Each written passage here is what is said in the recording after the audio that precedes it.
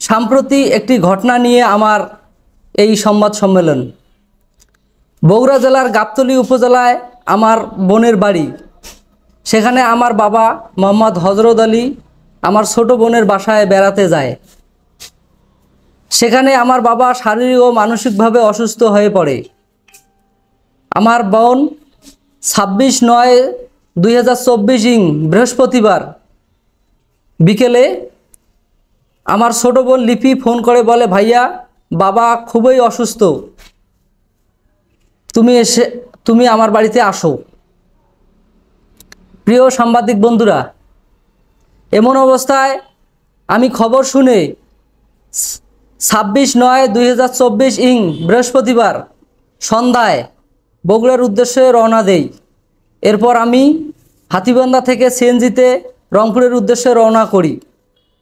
পথেই মধ্যে ভোটমারি স্ট্যান্ড এলাকায় সিএনজি বিকল হলে পরবর্তীতে আমি বুড়িমারি থেকে ঢাকাগামী রিমি ট্রাভেলস পরিবহনে যাত্রী বাসে কোনো প্রকার স্কুল ব্যাগ কিংবা কলেজ ব্যাগ ছাড়াই গাড়িতে উঠি।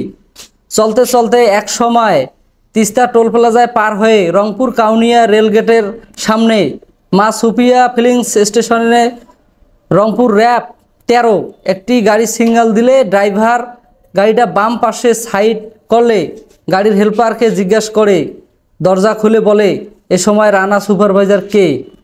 তারপর সুপারভাইজারের ফোনটি কেড়ে নিয়ে 172 নাম্বার ছেলেটাকে খুঁজতে থাকে। ওই নাম্বারের ছেলেটিকে না পেয়ে আমি বাসের সিটে বসা অবস্থায় আমাকে তুলে নিয়ে নেমে আনেন। তারপর আমার মোবাইল ফোনটি কেড়ে নিয়ে র্যাব চেক করা শুরু করে আমাকে সন্দেহভাজন অবস্থায় আটক করে। প্রিয় সাংবাদিকবৃন্দু, ওই বাসের টুলবারের ভিতরে টোকেন ছাড়াই 2টি ব্যাগ পান।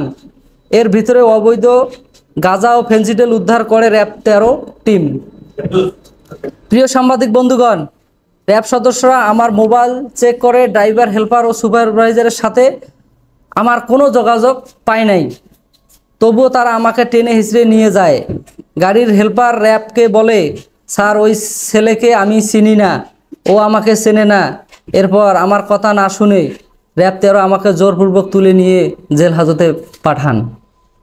প্রিয় সাংবাদিকবৃন্দু, আমার প্রতিপক্ষরা আমার রাজনীতির ক্যারিয়ার নষ্ট করতে একটি মহল ভারতীয় অবৈধ মালামাল দিয়ে আমাকে সন্দেহভাজনভাবে গ্রেপ্তার করানো হয়। আমার পূর্বে কোনো মাদক মামলা নেই। আমি নিষ্ঠার সাথে হাতীবান্ধা সরকারি আলিমউদ্দিন ডিগ্রি কলেজ ছাত্রদলের আহ্বায়ক হিসেবে দায়িত্ব পালন করছিলাম।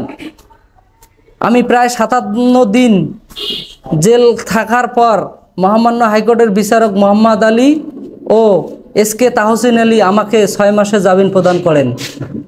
বিষয়টি সঠিকভাবে তদন্ত করে আমাকে মাদক মামলা থেকে অব্যাহতি প্রদানের জন্য প্রশাসনের কাছে জোর অনুরোধ করছি।